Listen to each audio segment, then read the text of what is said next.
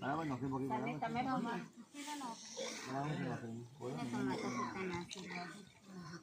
એ ને અંકિત ને હે તમે સની ને બેટા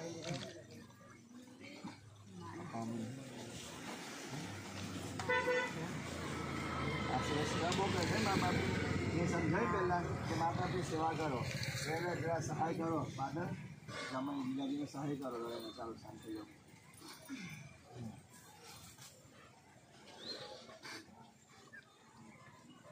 ચાલો લાગણી છે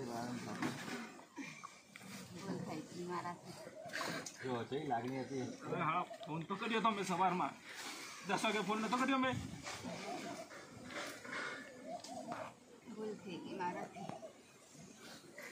આવું તમે આ કેવું કર્યું ગુસ્સો આવી ગયો.